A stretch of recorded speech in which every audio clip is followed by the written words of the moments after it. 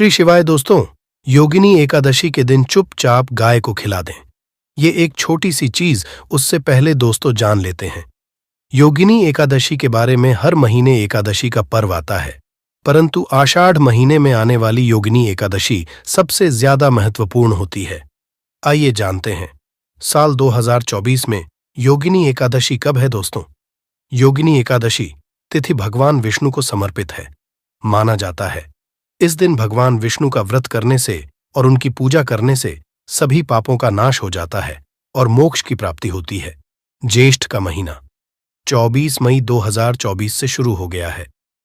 ज्येष्ठ माह के कृष्ण पक्ष की योगिनी एकादशी और शुक्ल पक्ष की योगिनी एकादशी दोनों ही बहुत महत्वपूर्ण मानी जाती है। आषाढ़ माह में गर्मी चरम पर होती है और एकादशी में 24 घंटे व्रत किया जाता है, जो बहुत कठिन होता है।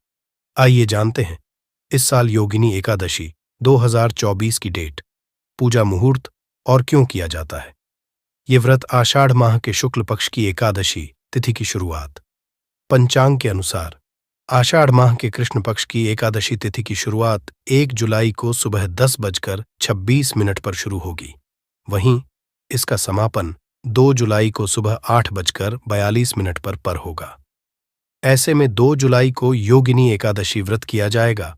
इस योगिनी एकादशी का क्या महत्व होता है दोस्तों? अपार शब्द का अर्थ होता है असीमित, यानी कि योगिनी एकादशी का व्रत करने वालों को असीमित सुख और धन की प्राप्ति होती है। इसी कारण इसे एकादशी कहा जाता है। इतना ही नहीं, दशी को असीमित लाभ देने वाली एकादशी भी कहा जाता है। योगिनी एकादशी समस्त पापों से मुक्ति दिलाने वाली एकादशी में से एक मानी जाती है। ऐसी मान्यता है कि इस व्रत को करने से पापों का अंत होता है। इतना ही नहीं, व्यक्ति को कई तरह के रोग, दोष और आर्थिक समस्याओं से भी छुटकारा मिलता है और अक्षय पुण्य की प्राप्ति होती है। पांडवों ने श्री कृष्णा के मार्गदर्शन में इस व्रत को करके महाभारत युद्ध में विजय प्राप्त की थी। दोस्तों, योगिनी एकादशी के दिन स्वर्ग का दरवाजा खुल जाता है, इसलिए इस दिन किया गया दान पुण्य अन्य दिनों में किए गए दान पुण्य से अधिक फलदायी होता है।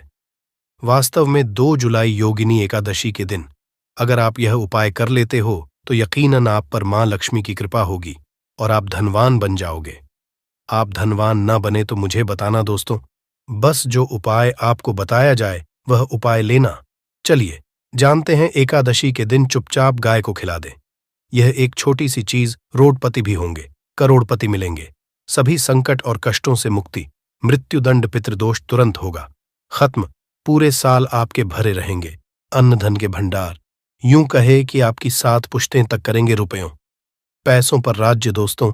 7 पीढ़ियों तक बैंक बैलेंस बढ़ता चला जाएगा। सभी भी दुख दर्द संकट कष्ट है वह दूर हो और सभी सुख आपके कदमों में आ जाएंगे। सभी सुख आपके कदम चूमेगी।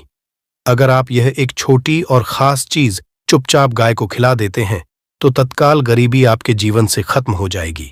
यूं कहे व्यक्ति रंग से राजा बन जाता है और 33 कोटि देवी देवताओं को धारण करने वाली गौ माता की भी कृपा व्यक्ति पर आजीवन बरसती है। व्यक्ति के घर में कभी भी अनंत धन वस्त्र कमी नहीं होती है। धन के भंडार व्यक्ति के घर में भरे रहते हैं। व्यक्ति के जीवन से काल गरीबी खत्म हो जाती है। तो दोस्तों, कौन कौन से वे गाय से जुड़े खास और महत्वपूर्ण उपाय हैं जिन्हें अगर आप एकादशी के दिन कर लेते हैं तो दोस्तों यकीन मानिए आपके घर में अन्न धन के भंडार सदैव भरे रहेंगे। जो भी जीवन के दुख दर्द संकट कष्ट हैं वह सभी दूर हो जाएंगे। इस वीडियो में हम आपको उसी एक खास और महत्वपूर्ण चीज के बारे में बताएंगे, क्योंकि आपको एकादशी के दिन गाय को जरूर खिलानी है। तो दोस्तों, फायदे के लिए पूरा वीडियो देखना। अगर आज की इस वीडियो को अपने बीच में से देखा, काट कर देखा, तो यकीन मानिए जीवन में आपको कभी सफलता हासिल भी नहीं होगी, क्योंकि इस वीडियो में आपको कुछ ऐसे उपाय गाय से जुड़े बताने वाले हैं जिन्हें करने से आपके जीवन के जो भी दुख दर्द संकट है या कामयाबी होने में कोई बाधाएं आ रही, सभी से छुटकारा मिलने वाला है। यूं कहे कि आपके जीवन में अपार धन सुख संपत्ति की प्राप्ति हो जाएगी। कभी भी धन से संबंधित परेशानी नहीं रहेगी। आर्थिक स्थिति आपकी प्रबल हो जाएगी। धन प्राप्ति के योग्य बन जाएंगे और जीवन में सदैव अनंत धन के भंडार आपके घर में भरे रहेंगे। अनंत धन वस्त्र कभी कमी नहीं होगी आपके घर में। तो दोस्तों, आज का वीडियो पूरा देखकर जाना। अगर आप चाहते हैं आप और आपके परिवार पर सदैव गौ माता की कृपा से, आपके पितरों की कृपा से, देवी देवताओं की कृपा से, तो दोस्तों वीडियो को देखकर जाना। बहुत ही फायदेमंद वीडियो है। पूरे 50 सालों के बाद ऐसे दुर्लभ संयोग है, तो पूरा वीडियो देखकर जाना। अगर आप लाभ हासिल करना चाहते हैं और 7 पीढ़ियों तक कभी कोई किसी तरह की कमी ना हो, ये फल चाहते हैं, तो वीडियो को पूरा देखकर जाना। बहुत ही लाभप्रद वीडियो है आपके लिए। दोस्तों, वीडियो को आगे शुरू करें उससे पहले आपसे रिक्वेस्ट करते हैं कि इस वीडियो को लाइक कर चैनल को सब्सक्राइब कर देना और कमेंट बॉक्स में सच्चे दिल से जय गौ माता लिख देना, जिससे माता की कृपा आपके और आपके परिवार के ऊपर सदैव बरसती रहे। और ज्यादा से ज्यादा वीडियो को शेयर जरूर करना, ताकि और लोग भी इस वीडियो के माध्यम से लाभ हासिल कर सके। इन उपायों को करने से अपने जीवन में सदैव धन सुख संपत्ति की प्राप्ति कर सके। तो शेयर करना ना भूले इस वीडियो को, जिससे और लोगों का भी भला हो। आपको बता दें, इस दिन तीर्थ स्नान करना बहुत ही फलदायी समझा गया। अगर कहीं तीर्थ स्थान पर पवित्र नदी में स्नान करना संभव ना हो, तो आप क्या करें, घर पर ही नहाने वाले पानी में गंगा जल की कुछ बूंदें डालकर स्नान कर लें। और साथ ही साथ अगर आप स्नान आदि से निवृत्त हो जाएं, सर्वप्रथम तो अपने घर के पूजा स्थान को साफ कर वहां पूजा पाठ करें और दान जरूर करें। और इस एकादशी के दिन दान करने से सभी मनोकामनाएं पूर्ण हो जाती हैं। एकादशी के दिन कर पूर्वजों की पूजन के लिए बहुत ही शुभ फलदायी समझा गया है। आपको बता दें इस बार, जो इस दिन पूजा के साथ साथ सूर्य देव की पूजा जरूर करनी चाहिए। आपको बता दें कि इस दिन अगर सूर्य नारायण की पूजा करते हैं, तो आपके ग्रह जनित दोष भी दूर हो जाता है। व्यक्ति के जीवन में धन सुख संपत्ति की प्राप्ति हो जाती है। समस्त मनोकामना व्यक्ति की पूर्ण हो जाती है। और दोस्तों, साथ ही साथ अब बात करें आपको उस दिन, मतलब यह जो एकादशी के दिन है, इस दिन आपको एक उपाय तो जरूर करना है। गाय का उपाय बताने से पहले एक उपाय आपको बता दें। इस उपाय को जरूर दूर करें। क्या करें कि शाम के समय पीपल के पेड़ के नीचे आपको सरसों का चौमुखी दीपक, आटे का दीपक बनाना है। चौमुखी, उसमें आपको कलावे की बाती लगाकर सरसों के तेल का दीपक जला देना है और बीच में 2 साबुत फूल वाले लौंग भी डाल दें। फिर देखिए कैसे चमत्कार आपके जीवन में होता है। शाम के समय लेकर उसे छोड़े, मनोकामना मांग कर। दोस्तों, 11 दिनों के अंदर आपकी वह मनोकामना पूर्ण न हो जाए, तो हमें बता देना। बहुत ही प्रभावशाली उपाय बताया मैंने आपको, बहुत ही दुर्लभ से दुर्लभ है। इस बार नए वर्ष के उपाय को जरूर करें। यह उपाय जो है बहुत ही आपको लाभ देगा। और अब बात करें गाय से जुड़े कौन कौन से उपाय आपको इस दिन, मतलब गाय से जुड़े उपाय जिन्हें करने से व्यक्ति को 7 पीढ़ियों तक बैंक बैलेंस की कमी नहीं, दुख दर्द संकट कष्ट दूर हो जाते हैं और सभी सुख व्यक्ति के कदमों में आ जाते हैं, कदम चूमती है। सभी सुख और घर में धन के भंडार सदैव भरे रहते हैं, कोई कमी नहीं होती। किसी तरह कौन कौन से उपाय ध्यान से सुनना, जिस तरह बताएं उसी तरह इन उपायों को आपको करना है। तो चलिए शुरू करते हैं। कौन कौन से गाय से जुड़े उपाय हैं, प्रभावशाली चमत्कारिक उपाय है जो कि आपकी किस्मत को चमका देंगे। एकादशी से आपको लाभ शुरू करते हैं। दोस्तों, सनातन परंपरा में गाय गंगा और गायत्री का बहुत ज्यादा धार्मिक महत्व है। मान्यता है कि गौ माता के शरीर पर 3 कोटि देवी देवताओं का वास होता है। गौ माता की पूजा करने वाले जातक पर इन सभी देवी देवताओं की कृपा बरसती है। गौ सेवा से न सिर्फ इस जन्म के बल्कि पूर्व के भी दोष दूर हो जाते हैं। गाय से हासिल पंचगव्य का उपयोग जरूर शामिल करें, क्योंकि पंचम गव्य के बिना कोई भी पूजा पाठ और हवन सफल नहीं होता। या दोस्तों, गौ कृपा पाने के लिए प्रतिदिन सप्ताह अथवा महीने में परिवार समेत एक बार गौशाला जाने का नियम जरूर बनाएं और वहां गायों को हरा चारा जरूर खिलाएं। इससे आपको शुभ फलों की प्राप्ति होगी। और साथ ही साथ गौ सेवा और गौ पूजा से 9 ग्रह शांत हो जाते हैं और इनसे जुड़े दोषों का निदान हो जाता है। गर्मियों में गौ माता को पानी पिलाए और सर्दी में गौ माता को गुड़ जरूर खिलाए। ध्यान रखें कि गर्मियों में गाय को गुदिया, अनेक देवी देवता को अपने नए शरीर पर धारण करने वाली गौ माता जुड़े कई शुभ और अशुभ संकेत भी होते हैं। मसलन, गाय का दूध धोते समय अगर गाय ठोकर मार दे और सारा दूध बिखर जाए तो अब शगुन होता है। अगर कोई यात्रा पर निकल रहा हो और गाय अपने बछड़े को दूध पिलाती सामने आ जाए तो निश्चित रूप से जिस यात्रा के लिए आप निकले हैं वह यात्रा आप जरूर ही सफल होगी, और वह जिसके लिए आप निकले हैं वह जरूर ही पूर्ण होगा।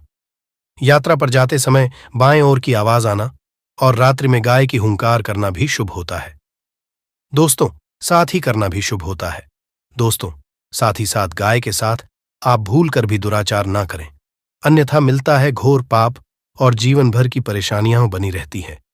जी हां दोस्तों, गाय को राष्ट्रीय पशु बनाए जाने और इन्हें मौलिक अधिकार दिए जाने की बात हो रही है। तो सवाल उठता है, गाय संस्कृति का अहम हिस्सा है, तब भी गाय के साथ लोग खराब व्यवहार कैसे कर लेते हैं। गाय दर दर भटकती रहती है, भरपेट इन्हें चारा तक लोग नहीं देते। गाय जब तक दूध देती रहती है तो उनकी सेवा होती है, और जैसे ही दूध देना बंद कर देती है तो लोग इन्हें उनकी किस्मत पर छोड़ देते हैं। सड़कों पर और गलियों में भटकने के लिए ऐसे में गोवंश जीवों को कोई डंडे मारता है तो कोई पानी डाल देता है, कभी वाहनों की चपेट में आ जाती है तो कभी बीमार होकर बेचारी यह गाय दम तोड़ देती है।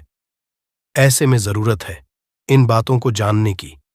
गाय को लेकर शास्त्रों में क्या कहा गया है, गाय के साथ कैसा व्यवहार करना चाहिए। दोस्तों, गाय को कभी भी मारना पीटना नहीं चाहिए। शास्त्रों में गाय को माता का दर्जा दिया गया है। गाय को मारने वाला माता को मारने पीटने वाले के समान पाप का भागीदार समझा जाता है। नरक लोक में वर्षों तक कष्ट भोगना पड़ता है। अगले जन्म पशु योनि में मिलता है।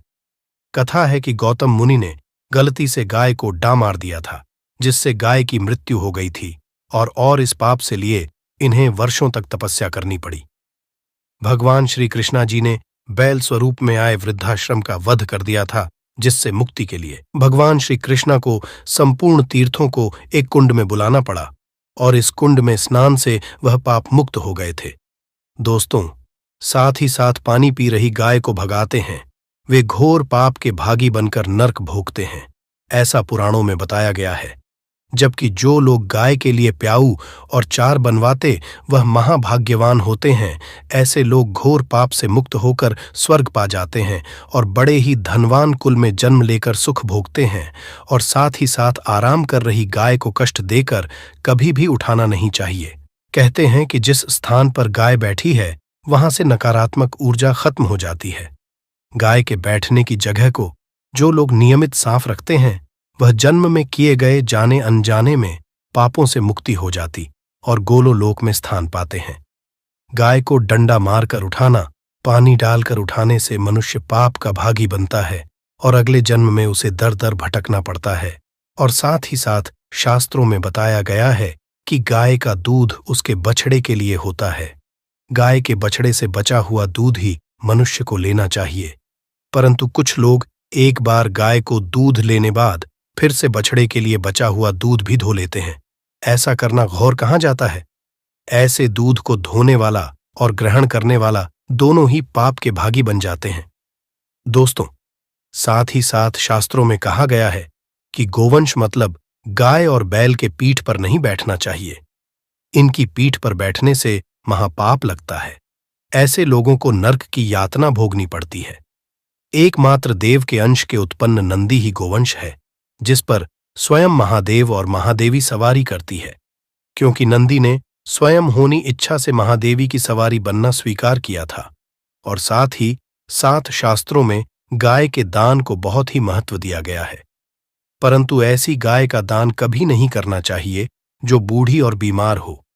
कठोपनिषद में नचिकेता की कथा भी इस संदर्भ में है कि जिस नचिकेता ने पिता द्वारा बूढ़ी गाय को दान करने पर आपत्ति जताई थी, दूध देने वाली और बछड़े सहित जो लोग का दान करते हैं वह महान पुण्य को हासिल कर स्वर्ग में स्थान पाते हैं। दोस्तों, साथ ही साथ सूर्य, चंद्र, मंगल, शुक्र की युक्ति राहु से हो तो पितृदोष होता है।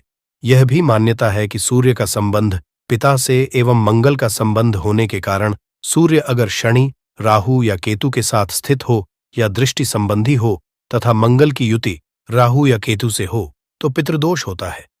इस दोष से जीवन संघर्ष में बन जाता है। अगर पितृदोष हो तो गाय प्रतिदिन या किसी भी एकादशी को या किसी पूर्णिमा के दिन, अमावस्या या किसी भी खास दिन पर रोटी, गुड़, चारा खिलाने से पितृदोष खत्म जाता है। साथ ही साथ गाय की पीठ पर जो कुबड़ बना होता है वह बृहस्पति गुरु है।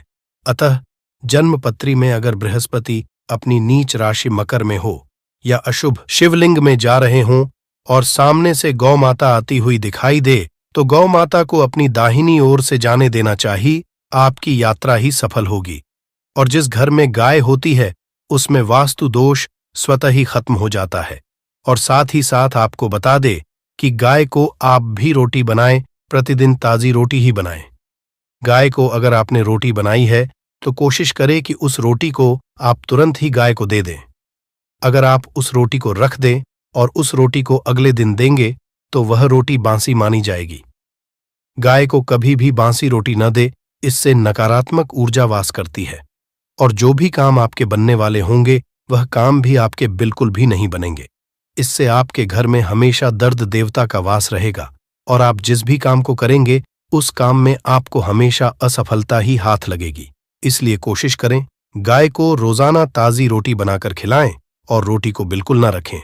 बासी रोटी गाय को ना दें और साथ ही साथ सड़ी गली चीजें गाय को नहीं खिलानी चाहिए। घर में कोई फल है, कोई सब्जी है, सड़ जाए तो लोग क्या करते हैं, गाय को देते हैं। नहीं, ऐसा नहीं करना चाहिए। ऐसा करने से अगर आप गाय को खिलाते हैं तो आप पाप के भागी बन जाते हैं।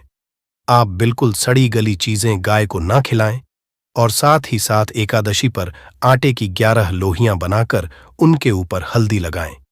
इसके बाद गाय को खिलाएं।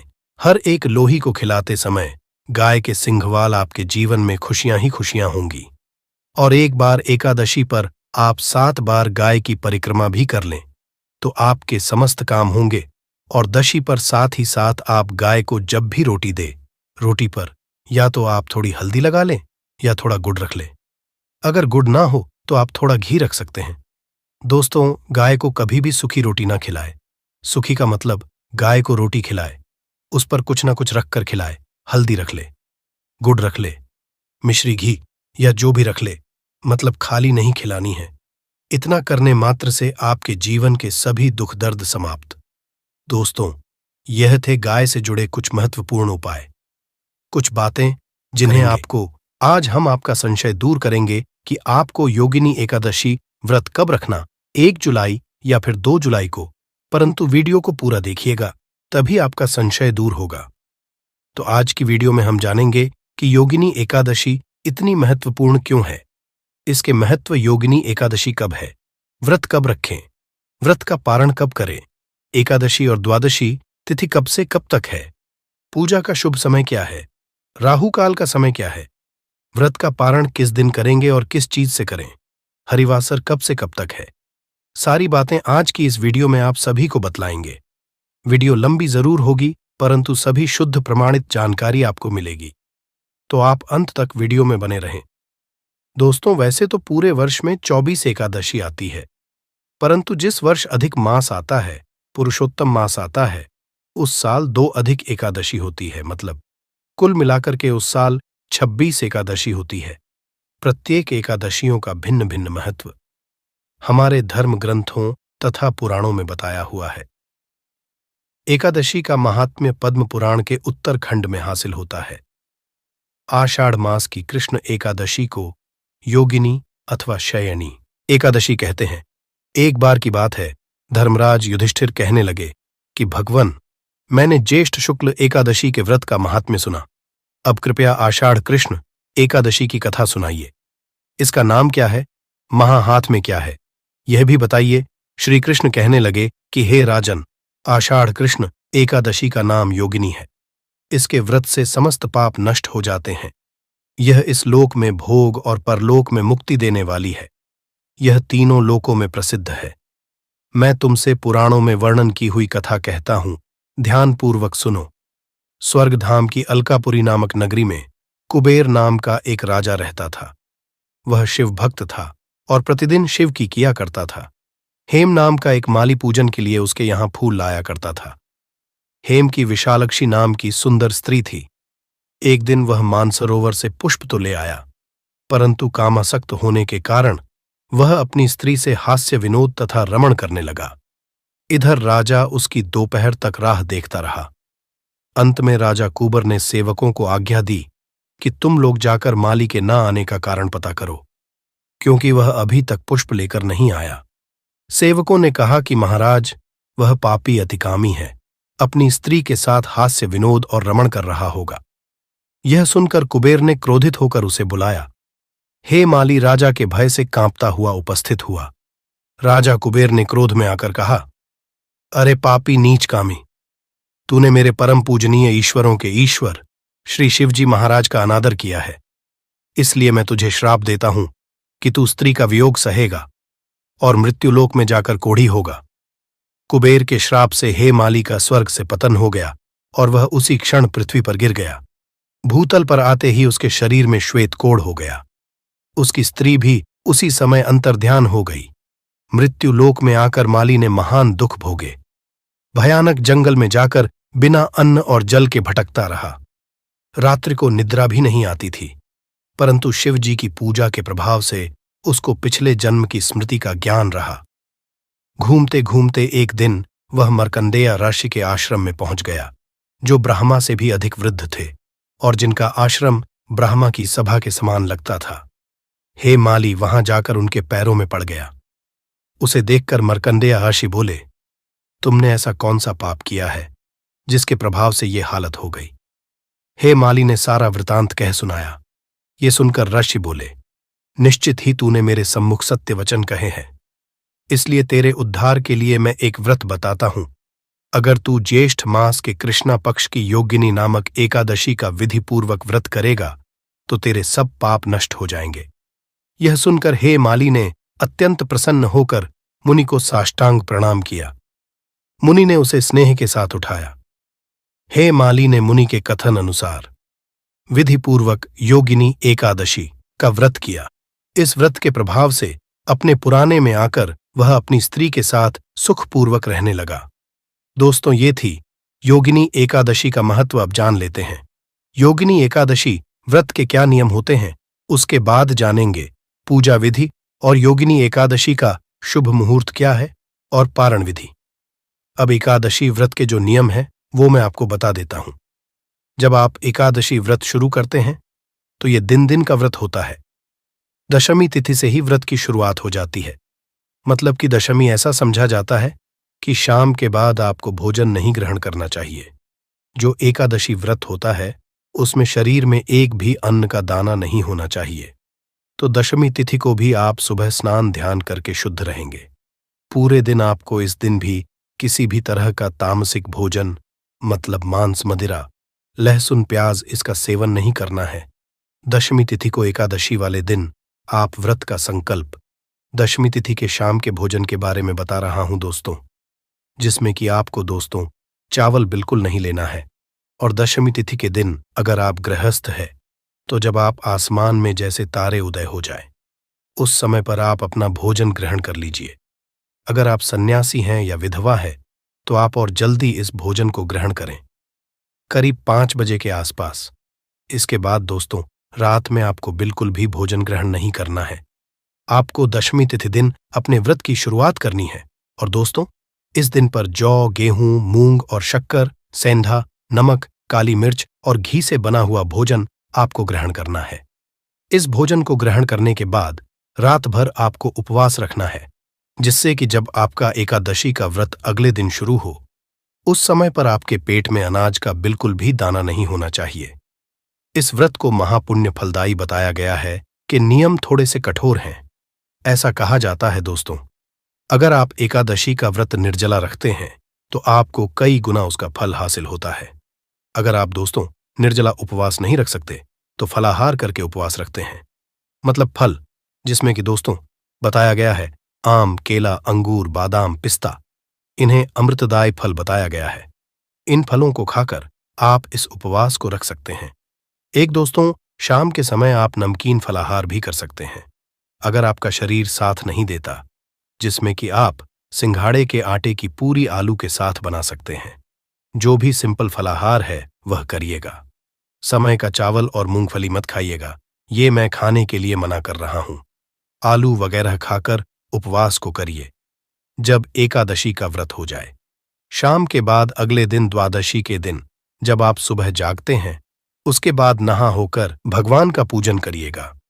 और आप इस दिन पर ब्राह्मण भोज करा सकते हैं तो ब्राह्मण भोज जरूर कराइए, नहीं करा सकते तो आप उनके खाने पीने का जो कच्चा सामान है, जिसे कि सीधा बोलते हैं, वह ब्राह्मणों को जरूर दीजिए। और मान्यताओं के अनुसार हरिवासन के समय व्रत नहीं खोला जाता है। हमेशा हरिवासन का समय बीतने के बाद और सूर्योदय के बाद ही व्रत खोलना चाहिए। आपको इस दिन किसी के बारे बुरा नहीं बोलना है, बुरे वचन से आपको बचना है। एकादशी व्रत में ज्यादा बोलना भी मना होता है, तो आप इस दिन जितना कम बोले उतना ही अच्छा है। ये इसीलिए होता है कि हम ज्यादा बोलते बोलते कहीं किसी की बुराई या निंदा ना कर दें। आइए अब जानते हैं योगिनी एकादशी, पूजा विधि और शुभ मुहूर्त के बारे में। एकादशी के दिन आप जब व्रत रखें तो सुबह जल्दी उठकर घर की साफ सफाई करके स्नान और इस दिन भगवान विष्णु का पूजन पीले रंग की सामग्रियों से जरूर करें। भगवान को स्नान कराकर पीला चंदन लगाए, पीले वस्त्र अर्पित करें, पीले पुष्प अर्पित करें और पीले ही रंग के फल या पीले मिठाइयों का भोग भगवान को आज के दिन लगाना चाहिए। सुबह को धूप दीप जलाकर भगवान विष्णु के मंत्रों का जाप करें। एयूएम नमो भगवते वासुदेवाय नमः, एयूएम श्री विष्णु नमः, या फिर हरे कृष्ण का जाप भी आप सच्चे मन से कर सकते हैं। साथ में मां लक्ष्मी जी का पूजन करें। भगवान श्री कृष्णा का पूजन आज के दिन करें। व्रत की कथा पढ़े सुने और अपना व्रत प्रारंभ करें। सुबह को आप केवल फलों का ही भोग भगवान को लगाए। इसके अलावा आप मेवों का भोग भी भगवान को अर्पित कर सकते हैं। दिन भर उपवास रखें। शाम के समय एक बार फिर से विधि विधान से पूजा करें।